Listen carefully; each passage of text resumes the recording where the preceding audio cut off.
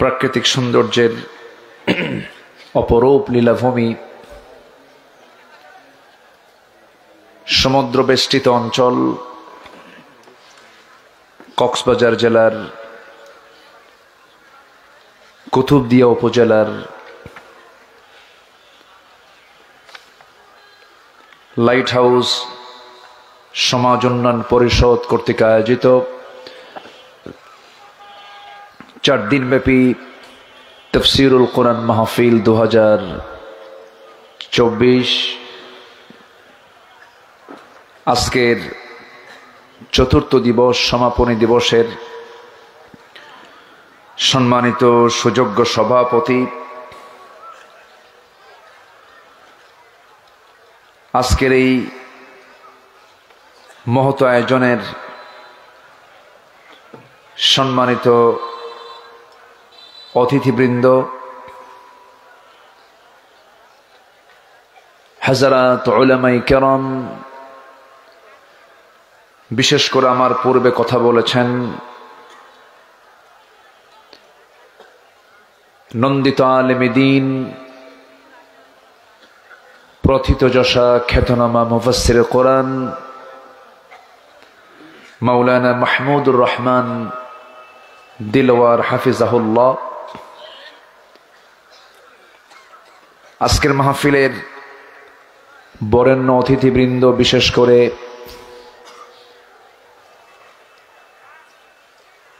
এই দুরুং অঞ্চলের কৃতি সন্তান ডাক্তার ফজলুল হক হাফিজাহুল্লাহ। আজকের মাহফিলের প্রধান আকর্ষণ, যাদেরকে নিয়ে আজকের এই সাজানো গোছানো বর্ণাঢ্য আয়োজন, সামনে উপস্থিত দিনদার, ইমানদার, ধর্মপ্রাণ, তাওহীদের পতাকাবাহী, কালেমার ঝান্ডাবাহী, দিন ইসলামের নর শারদুল বীর মুজাহিদ, প্রাণ প্রিয় সম্মানিত দ্বীনি ভাইরা, আড়ালে বসে আছেন শ্রদ্ধেয়া সম্মানিতা মা বোনেরা। আলোচনার সূচনায় আনুষ্ঠানিকতার মধ্য দিয়ে আমার পক্ষ থেকে আবারও দিল খোলা সালাম, আসসালামু আলাইকুম ওয়া রাহমাতুল্লাহি ওয়া বারাকাতুহু। ওনারা বেগুন কেন আছেন? আমি গম আছি, চেষ্টা করি কিন্তু পারি না, ধরা খেয়ে যাই। তবে গালি দিলে টের পাই, বুঝি এটি নড়াচড়া করছি, একটু নিচে একটা কিছু দেন। হ্যাঁ, সম্মানিত ভাইয়েরা, মহান রব্বে করিমের লাখ কোটি শুকর, যে মহান আল্লাহ সুবহানাহু ওয়া তাআলা একটি মুক্ত পরিবেশে সুন্দর একটি সময় আমরা কোরআনের এমন একটা আসরে, ইসলামী জালসার এমন একটি বৈঠকে, মজলিসে আমরা বসতে পেরেছি। যিনি সুযোগ করে দিয়েছেন,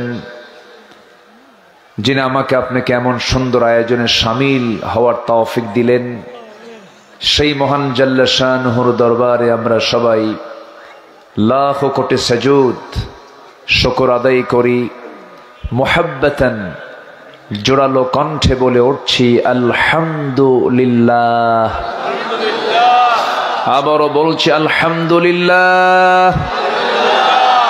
চিৎকার মেরে বলছি আল্লাহুম্মা ইন্নী আসআলুকা আল হুদা ওয়াত তুকা ওয়াল আফাফা ওয়াল গিনা। সবাই বলি আল্লাহুম্মা আইন্নি আলা যিকরিকা ওয়া শুকরিকা ওয়া হুসনি ইবাদাতিকা। আমরা আল্লাহ তাআলার শুকর আদায় করে নিলাম। 4 দিন ব্যাপী তাফসীর মাহফিল, আজকে শেষ রজনীর শেষ ক্লাস, শেষ বৈঠক। আল্লাহ যেন আমাকে আপনাকে শেষ অবধি শেষ তক যেন দোয়া পর্যন্ত সবাইকে থাকার তৌফিক দান করেন। এটা জোরে বলি আল্লাহুম্মা আমিন। আমার এবার দিয়ে মনে হয় এ মাহফিলে 7 বছর পূর্ণ হলো। আমার সৈয়দুল মনির ভাই, উনি কোথায়? উনি আছে তো না? যে মনির মানে হচ্ছে আলোকিত, আবার এইদিকে নামটাও লাইট হাউস। আরবিতে হচ্ছে মনির, যার ইংরেজি হলো লাইট। তো খুব পরিশ্রমী মানুষ, অনেক মেহনতের মধ্য দিয়ে সবাইকে সাথে নিয়ে সম্মিলিত একটি প্রচেষ্টা। আল্লাহ তুমি লাইট হাউসকে সমাজ উন্নয়নে ভূমিকা রাখার যথাযথ তৌফিক তুমি আল্লাহ দিয়া দাও। এই পরিষদের সঙ্গে যারা জড়িত তুমি তাদের সবাইকে কবুল করে নাও। জোরে বলি আল্লাহুম্মা আমিন। সম্মানিত হাজিরিন, এই মাঠে আমি অনেক পুরাতন। আমি আসি, ভাঙ্গাচূড়া কিছু কথা বলি। আমি কুতুবদিয়াকে খুব মনে রাখি। কুতুবদিয়ার মাটি মানুষ ইসলামের জন্য নিবেদিত, বলি আলহামদুলিল্লাহ। কিন্তু একটু আগে আপনাদের গর্বিত সন্তান ডাক্তার ফজলুল হক, উনি এত দামি কথা বলছিলেন, মনে হচ্ছিল যে আমি তার কথা আরো শুনি। কিন্তু আপনাদের ভিতর থেকে একটু অস্থিরতা ফিল হচ্ছিল। ভাবলাম যে এটা কেন হচ্ছে, এটাতে হওয়ার কথা না। সম্মানিত হাজিরিন, একজন মানুষকে যদি আমরা সম্মান করতে পারি, এটার পুরস্কার আমার আল্লাহর কাছে অনেক বেশি। আলহামদুলিল্লাহ। তবে হ্যাঁ, আপনারাও চাচ্ছিলেন যে রাত অনেক হয়ে যাচ্ছে, আমরা মূল আলোচনার দিকে ফিরে যাই, মূল পর্বে আমরা যাই। তবে সম্মান দেওয়ার দায়িত্ব আমাদের সবার উপরে। সবার জন্যই সম্মানের বরাদ্দ রাখার দরকার আছে না নেই বলেন তো? আছে। যাই হোক, আসুন আমরা আলোচনার দিকে আস্তে আস্তে চলে যাচ্ছি। কোরআন নিয়ে বসেছি আমরা। কোরআন তো দরিয়া, কোরআন তো তলাবিহীন একটি সাগরের নাম, যে কিতাবের গবেষণা কিয়ামত পর্যন্ত চলতে থাকলেও এটার গবেষণা কখনো শেষ হবে না। জোরে বলুন সুবহানাল্লাহ। কোরআন নাজিল করেছেন কে? তিনি কি ছোট না বড়? তার কিতাব কি ছোট হতে পারে? সীমিত হতে পারে? এবং কথাগুলো কার? তার কথাগুলো কি ছোট হবে না বড় হবে? বড় হবে, এটাই স্বাভাবিক। কোরআন এমন কিছু তথ্য দিয়েছে যা হালের বিজ্ঞান এসে যেই কথাই বলতে চাই সেটি কোরআনে খুঁজে পাওয়া যায়। বলি আলহামদুলিল্লাহ। গত পরশুদিন আমি এক জায়গায় একটু স্টাডি করলাম, কিছু আয়াতকে সামনে রেখে। সূরা রুম, সূরা যুখরুফ পড়তে পড়তে দেখি আল্লাহ তাআলা মেটেরোলজিক্যাল সায়েন্স অর্থাৎ আবহাওয়া বিজ্ঞান নিয়ে আল্লাহ তাআলা কোরআনে কারীমে বেশ কিছু বক্তব্য তুলে ধরেছেন। জোরে বলি সুবহানাল্লাহ। আবহাওয়া বিজ্ঞান যে তথ্য দিচ্ছে সে তথ্য আজ থেকে ১৫০০ বছর আগে কোরআন দিয়ে দিয়েছে। আল্লাহু আকবার বলেন। এই যে বৃষ্টি নামে, শতাব্দীর পর শতাব্দী আমরা শুধু চিন্তা করেছি কেমনে বৃষ্টি নামে, মেঘ কেমনে জমা হয়, কিভাবে বৃষ্টি নামে, কোনো উত্তর খুঁজে পায়নি মানুষ। 19 এবং 20 শতকের এই সময়ে এসে সে রহস্য চমৎকার ভাবে বিজ্ঞান আবিষ্কার করেছে, উদ্ঘাটন করতে পেরেছে। আজকে বিজ্ঞান বৃষ্টির পূর্বাভাসের জন্য আবহাওয়া পর্যবেক্ষণ কেন্দ্র তারা তৈরি করে সেখান থেকে মেইন ওয়েদার। একটু আস্তে বলি সুবহানাল্লাহ, একটু জোরে বলি সুবহানাল্লাহ। আল্লাহ রাব্বুল আলামিন বলেন আল্লাহুল্লাযী ইউরসিলুর রিয়াহা ফাতুসীরু সাহাবান فيبسطه في السماء كيف يشاء ويجعله كسفا فترى الودق يخرج من خلاله فإذا أصاب به من يشاء من عباده إذا هم يستبشرون جربون الله أكبر সূরাতুর রুম 48 নম্বর আয়াত আল্লাহ রাব্বুল আলামিন বলেন তিনি সেই মহান রব যিনি বায়ু প্রেরণ করেন অথবা তা মেঘমালাকে সঞ্চারিত করে অথবা সেই মেঘমালাকে যেভাবে ইচ্ছা তিনি আকাশে ছড়িয়ে দেন এবং স্তরে স্তরে সেটাকে রেখে দেন জোরে বলি সুবহানাল্লাহ বায়ু প্রবাহের এই তথ্য কোরআন যদি মানব রচিত হতো ১৫০০ বছর আগে কোন ব্যক্তির পক্ষে মানুষের পক্ষে কি এমন তথ্য দেওয়া সম্ভব না। কার নাজিল করা? আসতে বলবেন না, কার নাজিল করা? আল্লাহ নাজিল করা। আবার এই যে বৃষ্টিপাত হয় এটার একটা পরিমাণ অবশ্যই আছে না নাই বলেন তো? এটা কি আল্লাহ তাআলা তার অপরিকল্পনা নয় পরিকল্পিত ভাবে এবং নির্দিষ্ট পরিমাণে আল্লাহ তাআলা আকাশ থেকে বৃষ্টি বাড়ি নাজিল করেন, বেশিও না কমও না, যা লাগে জোরে বলি সুবহানাল্লাহ। নির্দিষ্ট পরিমাণ সুষম ধারায় আল্লাহ পাক এটাকে নাজিল করেন আকাশ থেকে। এটাকে বলা হয় ওয়াটার সাইকেল। কি সাইকেল? Water cycle. এই ওয়াটার সাইকেল সম্পর্কে আল্লাহ তাআলা নিজেই কোরআনে বলছেন। এটা হচ্ছে সূরা যুখরুফ আয়াত নাম্বার 11। আল্লাহ রাব্বুল আলামিন বলেন وهو الذي نزل من السماء ماء بقدر فأنشرنا به بلدة ميتا كذلك تخرجون جربون الله أكبر سورة الزخرف আয়াত নম্বর 11। তিনি আসমান থেকে পরিমিত ভাবে পানি বর্ষণ করেন, অতঃপর আমি তা দ্বারা মৃত জনপদকে সঞ্জীবিত করি, জীবিত করে তুলি। এইভাবেই তোমাদেরকে বের করা হবে একদিন। কার কথা? আসতে বলবেন না, কার কথা? বিকাদারিন অর্থাৎ সুপরিমিত এবং পরিকল্পিত ভাবে, বেশিও না কমও না, যা দরকারে তাই নাজিল করেন তিনি আমার কে? বেশি হলেও সমস্যা, কম হলেও সমস্যা। পৃথিবীর জীবজগৎ এই পানিচক্রের উপরই নির্ভরশীল। মানুষ দুনিয়ার সকল টেকনোলজি প্রযুক্তিকে যদি এক জায়গায় করে যদি এই চক্রটি কৃত্রিম ভাবে যদি পুনরুৎপাদিত করতে চায়, উৎপাদন করতে চায়, কখনো কিয়ামত পর্যন্ত কি সমর্থ হবে? পারবে? পারবে না। আমার বন্ধুগণ, এই পানি চক্র সম্পূর্ণ আল্লাহ চালান। জমিন থেকে তিনি পানিগুলো বাষ্পীয় আকারে উত্থিত করেন। এই জমিন থেকে পানিগুলো বাষ্পীয় আকারে তিনি আকাশে তুলে নেন বৃষ্টি নাজিল করার জন্য। বিজ্ঞান বলতেছে ভূপৃষ্ঠ থেকে প্রতি সেকেন্ডে 16 মিলিয়ন টন পানি বাষ্পীয় হয়ে উপরে ওঠে।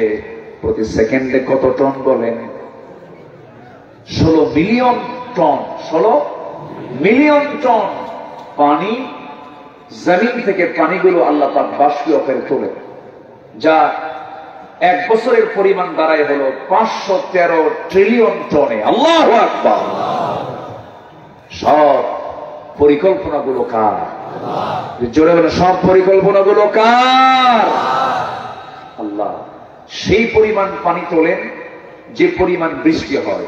সামান্য একটু কম বেশি হয় না, হয়তো কিছু কম বেশি হতে পারে, কিন্তু বেশি কম বেশি হয় না। যা বাষ্পীয় আকারে উঠানো হয় ওই পরিমাণ আবার আল্লাহ পাক নাজিল করেন। এই চক্রটা কে চালান? আসতে কে চালান? আল্লাহ চালান। সম্মানিত ভাইয়েরা, সম্মানিত বন্ধুগণ, এটা যদি না হতো, বৃষ্টি যদি কম হতো, গ্রাউন্ড ওয়াটার লেভেল ক্রমশ নিচে নেমে যেত, সাস্টেইনেবল ওয়াটার ম্যানেজমেন্ট চ্যালেঞ্জের মুখে পড়ত, ভূগর্ভস্থ পানির স্তর কমে গেলে agricultural productivity, urban water supply ব্যাপক সংকটে পড়ে একসময় গ্রাউন্ড ওয়াটার রিজার্ভ কমে যেত, ফলে পুরো ইকোলজিক্যাল সিস্টেমের ভারসাম্য নষ্ট হয়ে প্রাণের অস্তিত্ব ধ্বংসের মুখে পড়ে যেত। চিন্তা করে দেখুন, এই সূক্ষ্ম পরিকল্পনা দিয়ে যিনি লিখেছেন আমার আপনার কে? জোরে বলুন, তিনি আমার কে? সে আল্লাহর দুনিয়া আমরা আছি, এখন আছি, কিছুক্ষণ পর নাও থাকতে পারি। দিল্লি গিয়ে বসে আছে। সম্মানিত ভাইয়েরা, সম্মানিত বন্ধুগণ, একটা বিজয় পেয়েছি আমরা, কিন্তু আসল বিজয় কিন্তু এখনো আসেনি। মদের দোকান কি আছে আমার দেশে? আসতে বলবেন না আছে? সুদের কারবার কি হয়? সুদের অঙ্ক কি কষা হয়? সুদের অঙ্ক কষে, সুদ দেয় নেয়।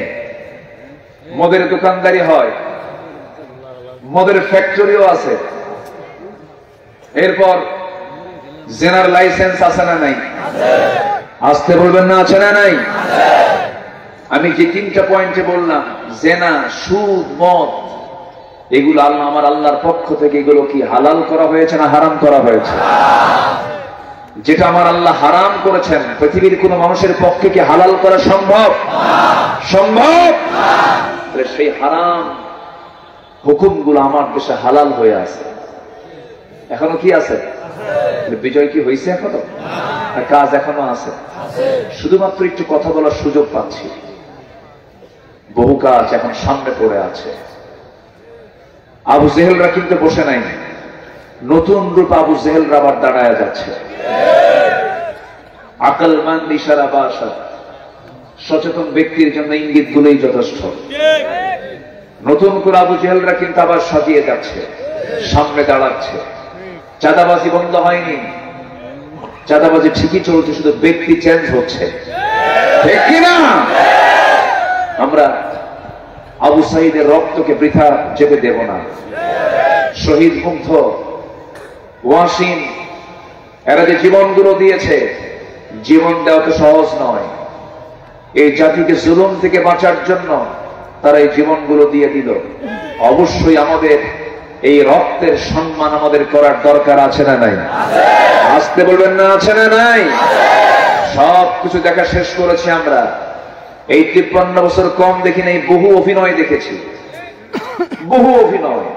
নির্বাচন আসলেই মাথায় পট্টি বাঁধত, কি হাতে তসবিহ নিত, মাথায় হিজাব লাগাতো।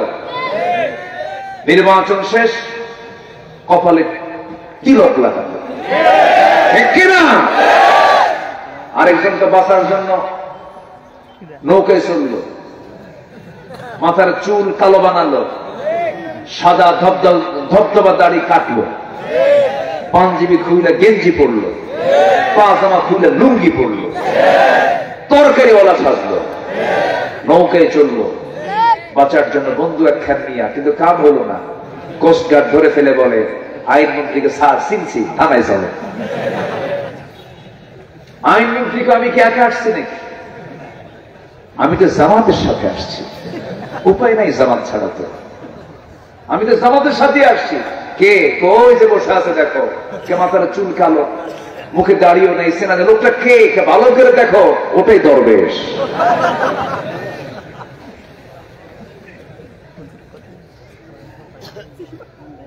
ধর্মের দোহাই দিয়ে তারাই চালিয়েছে সবকিছু, ধর্মের ব্যবসা তারাই করেছে। একটা অনিসলামী দলের নেত্রী বলে নির্বাচনের আগ দিয়ে যে আগামী নির্বাচন আমরা যদি জিততে পারি, মদিনার সনদে দেশ চালাবে। এটা কোনো কথা? কত বড় মিথ্যা, কত বড় মিথ্যা কথা এটা। যে দলের ম্যানিফেস্টো ইসলাম নয়, সেই দলের একজন লিডার বলতেছে, আগামী নির্বাচনে আমরা যদি ক্ষমতায় আসি তাহলে আমরা মদিনার সনদে দেশ চালাবো। মদিনার সনদে দেশ চালায় নাই, মোদির সনদে দেশ চালিয়েছে তারা। সব দেখেছি আমরা। এই জাতি শুধু ধোঁকা পেয়েছে, ধোঁকা, কিচ্ছু পায়নি।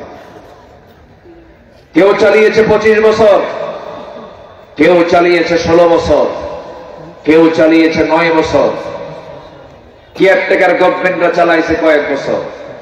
সব দেখা শেষ। কেউ আমাকে আপনাকে জাহান্নাম থেকে বাঁচার জন্য চেষ্টা করে নাই। ন্যূনতম মিনিমাম 5 ওয়াক্ত নামাজের আইনটাই তারা পাশ করতে পারে নাই। সুদের আইন পাশ করতে পেরেছে, জিনার আইন পাশ করতে পেরেছে, মদের আইন পাশ করতে পেরেছে, কোরআন আইন তারা পাশ করতে পারে নাই। সব থেকে শেষ। আগামীর দেশ হলো ইসলামের দেশ, কোরআনের দেশ।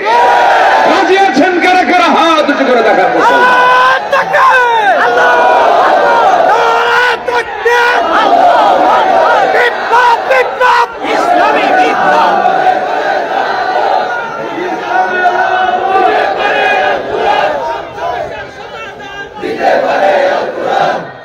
আল্লাহ কবুল করুন, জোরে বলে আমিন। আরো জোরে আমিন। কষ্ট পাচ্ছেন? আমি শুরু করেছি তেলাওয়াত দিয়ে, সূরাতুল আহজাব থেকে শেষ দিকের কয়েকটা আয়াত আমি তেলাওয়াত করেছি। আল্লাহ ইমানদারকে ডাক দিয়ে কিছু ওয়াজ করতেছেন। কি ওয়াজ? ওয়াজ কি বান্দার না আল্লাহ? ওয়াজ কে করেন মূলত? আল্লাহ পাক।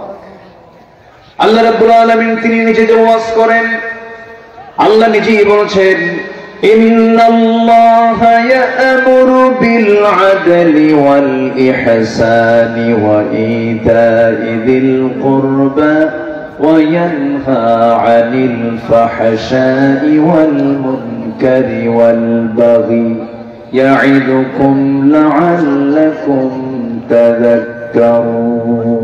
জোরে বলুন আল্লাহু আকবার। ইয়া'iদুকুম, তিনি তোমাদেরকে ওয়াজ করেন, তিনি তোমাদেরকে উপদেশ দেন। ওয়াজ মূলত বান্দার না আল্লাহ। আর সেই ওয়াজ মাহফিল গুলো 16 বছর ওরা কিভাবে প্রেসার দিয়ে রেখেছিল। এই মাহফিলে আমি যে কতবার আক্রান্ত হয়েছি, আমাকে দোয়া করতে দেয়নি। একটা নাম হয়তো মুখে নেওয়া হয়নি, এটাকে ইস্যু করে মাহফিল পর্যন্ত তারা বিশৃঙ্খল করার চেষ্টা করেছিল। কোথায় তোমরা এখন? এক মাকে শীত যায় না, ঠিক কিনা? মাথায় রাখতে হবে।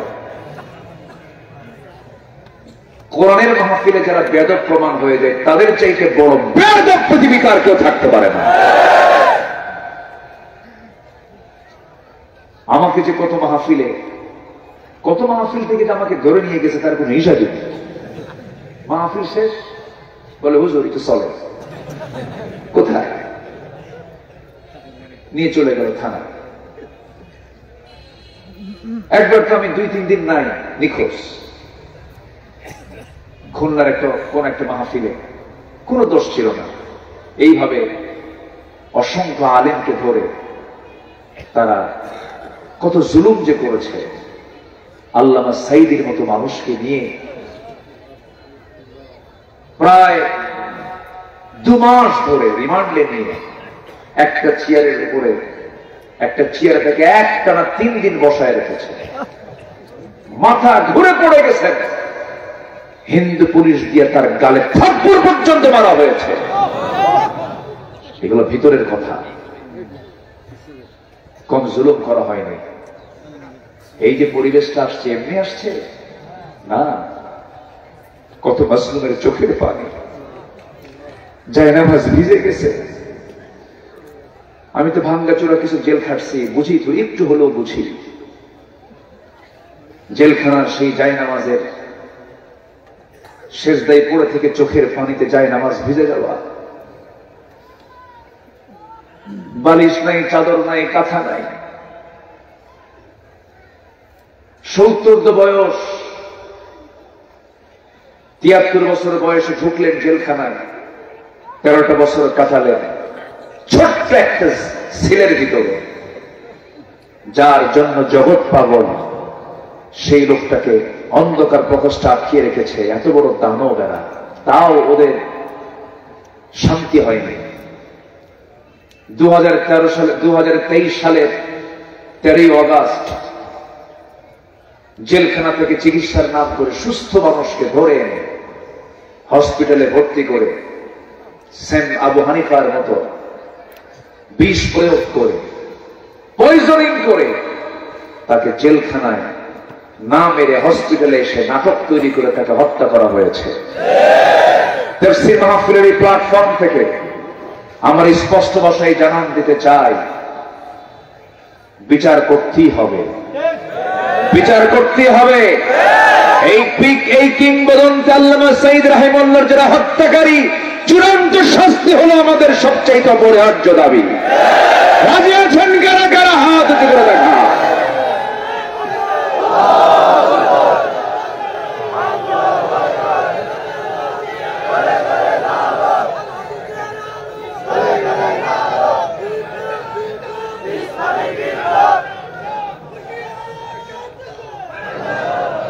আল্লাহ কবুল করুন, জোরে বলি আমিন, আরো জোরে আমিন। সব খুনের বিচার অবশ্যই হবে, জোরে বলি ইনশাআল্লাহ, আরো জোরে বলি ইনশাআল্লাহ। আমরা পৃথক থাকবো না, এক হব, পৃথক থাকবো না, এক থাকবো, এক থাকবো। পৃথক থাকলে বাতিলরা চান্স পেয়ে যাবে। আমরা ঐক্যের প্ল্যাটফর্ম তৈরি করবো, জোরে বলি ইনশাআল্লাহ, আর জোরে বলি ইনশাআল্লাহ। আমরা যদি বিজয়ী হতে চাই, কিছু সৌন্দর্য আমাদের মধ্যে আনতে হবে। আমরা মিথ্যা কথা বলি, আমরা ওজনে কম দেই, আমরা বনের সম্পত্তি মেরে খাই, ওজনে কম বেশি করি, খাদ্যে ভেজাল দিই। এগুলো কি আমার দেশে আছে? কারা করে এগুলো? কারা করে? নামের আগে মোহাম্মদ লাগানো আছে না নাই বলেন তো? আমরা মুসলমান, আমরাই কিন্তু করি এগুলো। জমি মাপতে হবে, যে জমি মাপে সার্ভেয়ার তাকে আগেই ফোন দিয়ে বলি, ভাই কালকে কিন্তু মাপটা আছে, আমার জমি তো ওই জায়গায়, একটু মাপটা ঠিক মতো করে, আমার যেন কোনো কম না হয়। বলে না যে যার যে প্রাপ্য সেটাই আপনি বুঝায় দিবেন। সম্মানিত বন্ধুগণ, ইমানদারের কিছু সৌন্দর্য থাকতে হবে, তাছাড়া ইমান থাকবে না। ইমানদার কি মিথ্যা কথা বলবে কখনো? ইমানদারের মুখ থেকে কি কথা বের হবে? সত্য কথা বের হবে।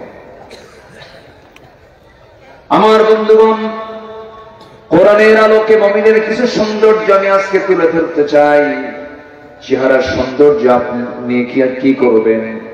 চেহারা একদিন শেষ হয়ে যাবে। কেউ হয়তো বাহ্যিক ভাবে একটু সুন্দর মানুষ, আরেকজন কালো মানুষ, কিন্তু সবই সুন্দর। আল্লাহ কাউকে কালো করেছেন, কাউকে সুন্দর করেছেন, কাউকে লম্বা করেছেন, কাউকে খাটো করেছেন। কিন্তু আল্লাহ রাব্বুল আলামিনের মূল বক্তব্য হলো, ইন্না খালাকনাকুম মিন যাকারিন ওয়া উনসা ওয়া জাআলনাকুম শুউবান ওয়া ক্বাবাইলা লিতাআরাফু ইন্না আকরামাকুম ইনদাল্লাহি আতকাকুম। জোরে বলুন আল্লাহু আকবার। আমি তোমাদেরকে এক নর এবং নারী থেকে সৃষ্টি করেছি, সেখান থেকে বিভিন্ন গোত্র ভাগ করে দিয়েছি, সম্প্রদায় ভাগ করে দিয়েছি, যেন তোমরা একে অপরকে চিনতে পারো। তবে তোমাদের মধ্যে সেই লোকটা আমার কাছে দামি। কোন কুরাইশ বংশ নয়, মির্জা নয়, সৈয়দ নয়, মোহর নয়, পাঠান নয়, চৌধুরী নয়। আমার কাছে কোন গোত্র, কোন বংশ আমার কাছে দামি নয়। আমার কাছে সেই লোকটাই দামি যে বান্দাটা আমি আল্লাহ আমাকে সবচাইতে বেশি ভয় করে। জোরে বলি সুবহানাল্লাহ। আমরা ভয় করব কাকে? আমরা মহব্বত করব কাকে? আল্লাহকে। আল্লাহ বলছেন, মিথ্যা কথা বলো না, আমি তোমার সমস্ত আমলকে সংশোধন করে আমি তোমার সমস্ত গুনাহগুলো মাফ করে দেব। কিন্তু বান্দা শুধু মিথ্যা কথা বলে, উঠতে মিথ্যা, বসতে মিথ্যা, চলতে মিথ্যা, সব জায়গায় মিথ্যা।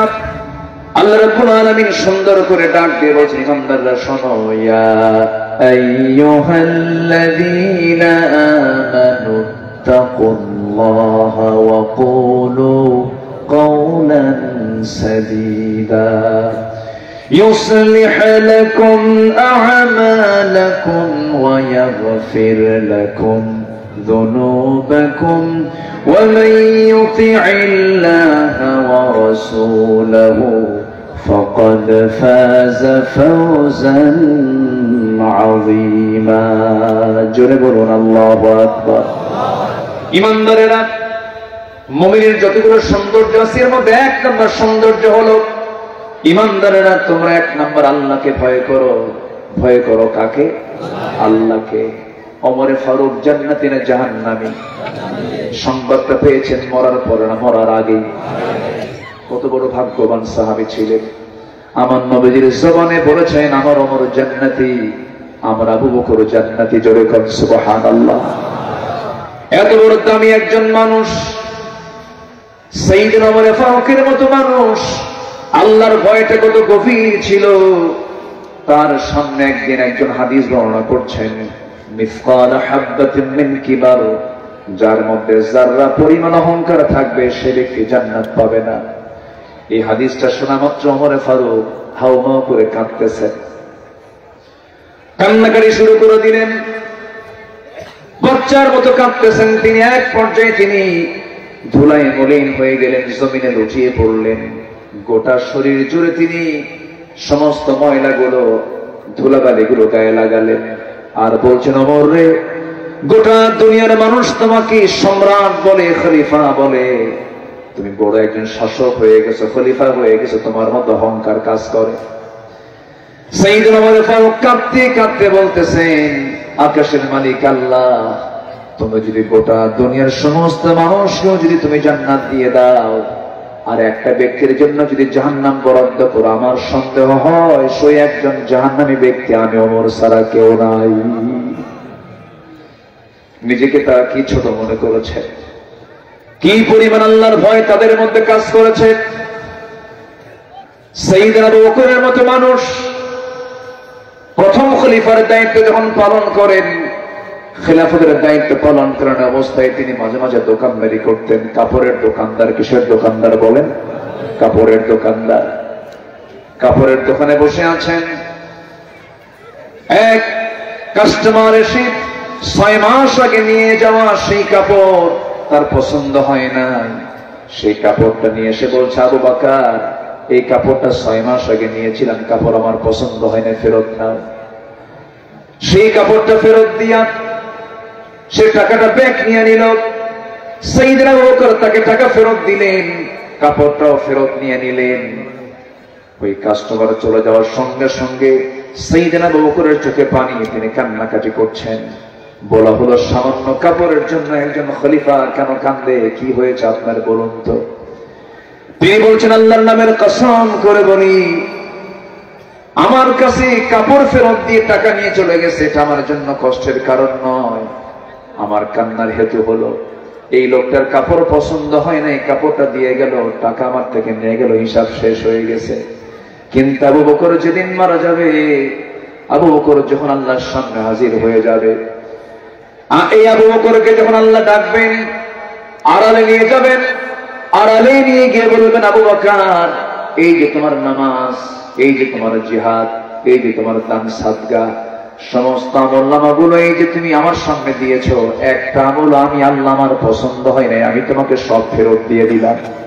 সেই দিন আবু বকর আমার ফেরত নেওয়া আমলনামাগুলো নিয়ে আমি কোথায় যাব? আমার আল্লাহ ছাড়া তো কোনো গতি নাই। কি চিন্তা তাদের মধ্যে কাজ করেছে, কি ভয় তাদের মধ্যে কাজ করেছে। আমার বন্ধুগণ, সে আল্লাহর ভয়টা সবার মধ্যে আগে থাকতে হবে। একজন মানুষকে ভালো করতে হলে সবার আগে তার মধ্যে ঢুকায় দিতে হবে কার ভয়। আসতে বলবেন না, কার ভয়? আল্লাহর ভয় হলে পরে সে দিনেও ভয় করবে, রাতেও ভয় করবে কাকে? আল্লাহকে। সে কোনো অন্যায় কাজ করতে পারবে না, হারাম কাজ করতে পারবে না। রাতের আধারে কোথাও যাবে কোনো কিছু করতে, সেই সময় সে ভাববে আমার আল্লাহ তো আমাকে দেখছেন, দিনের আলোতে কোনো কিছু করতে যাবে, সে ভাববে আমার আল্লাহ তো দেখছেন, কারণ কেউ যেটা দেখে না সেটা দেখেন একমাত্র আমার কে। আল্লাহু বাসীরুম বিল ইবাদ, আল্লাহ বান্দার সবকিছু দেখেন। এমনকি আল্লাহ রাব্বুল আলামিন এমন রব যিনি বান্দার মনের খবরটাও তিনি জানেন। ওয়া ইয়ালামু খাইনাতাল আ'য়ুনি ওয়া মা তুখফিস সুদূর। বান্দা তুমি তোমার চোখের কি খেয়ানত করো, অন্তরে কি দানা বেঁধে রেখেছো, পৃথিবীর কেউ না জানলেও সঙ্গে সঙ্গে জেনে যান তিনি আমার কে। আল্লাহ জেনে যান, সেজন্য আমরা সবার আগে ভয় করব কাকে? আসতে বলবেন না কাকে? এবং মিথ্যা কথা বলবো না সত্য কথা বলবো? সত্য কথা বলবো। আমি কি আলোচনা শেষ করে দেব? আলোচনা চালাবো? তো এই লোকগুলো যায় কেন? কি সমস্যা? অসুবিধা হচ্ছে আপনাদের? জোরে বলি আলহামদুলিল্লাহ, জোরে বলি আলহামদুলিল্লাহ। সম্মানিত ভাইয়েরা, তাহলে আমরা শিখলাম, এক নাম্বার হলো আমরা জীবনে আজকের থেকে সিদ্ধান্ত নেব আর কোনোদিন মিথ্যা কথা বলবো না। রাজি আছেন কি? রাজি আছেন? এত দোয়া যায় কোথায়? দোয়া কেন কবুল হয় না? আমি আজকে একটা চ্যালেঞ্জ দিয়ে যাচ্ছি আপনাদের কাছে, যে লোকটার জিহ্বা থেকে মিথ্যা কথা বের হবে না, সেই লোকটা আল্লাহর কাছে যা বলবে তাই কবুল হয়ে যাবে। কবুল হওয়ার জন্য এক নম্বর শর্ত হলো জিহ্বায় কোনো মিথ্যা কথার কোনো প্র্যাকটিস করা যাবে না। বলুন তো সবাই, পৃথিবীতে একজন ব্যক্তির মুখ থেকে কোনোদিন কৌতুক করে মিথ্যা কথা বের হয় না, সে একজন ব্যক্তির নামটা কি বলুন? মুহাম্মদ সাল্লাল্লাহু আলাইহি ওয়াসাল্লাম। তিনি জীবনে কখনো মিথ্যা কথা বলেন নাই, অথচ রাষ্ট্র চালিয়েছেন, জিহাদের ময়দানে নেতৃত্ব দিয়েছেন, পরিবার চালিয়েছেন, সমাজ চালিয়েছেন, বিচারালয় চালিয়েছেন, ব্যবসা চালিয়েছেন, সকল কিছু করলেন, কিন্তু মিথ্যা লাগলো না, মিথ্যার তার আশ্রয় নেওয়া লাগলো না। মিথ্যা ছাড়া আদর্শকে সামনে রেখে যে সব কিছু পরিচালনা করা যায়, তার বাস্তব মূর্ত প্রতীক হচ্ছেন মুহাম্মদ সাল্লাল্লাহু আলাইহি ওয়াসাল্লাম। তিনি কি ছিলেন না? সব কিছু তিনি মডেল ছিলেন। আল্লাহ রাব্বুল আলামিন তার ব্যাপারে বলছেন, লাকাদ কানা লাকুম ফি রাসূলিল্লাহি উসওয়াতুন হাসানাহ লিমান কানা ইয়ারজুল্লাহা ওয়াল ইয়াওমাল আখির ওয়া যাকারাল্লাহা কাসীরা। জোরে বলুন আল্লাহু আকবার।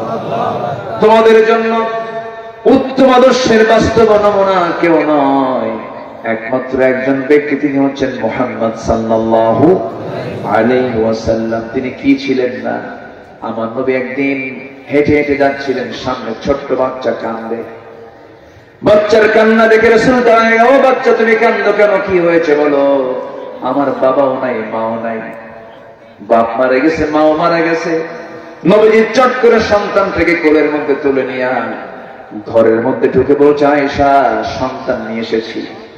সামনে দাঁড় করায় দিয়ে বলছো, কলিজার টুকরা সন্তান, আল্লাহর বান্দা, এই যে মহিলা দেখতেছে এটা আমার স্ত্রী হয়, আজকে থেকে তুমি একে মা বলবে আর আমাকে আব্বা বলে ডাকবে।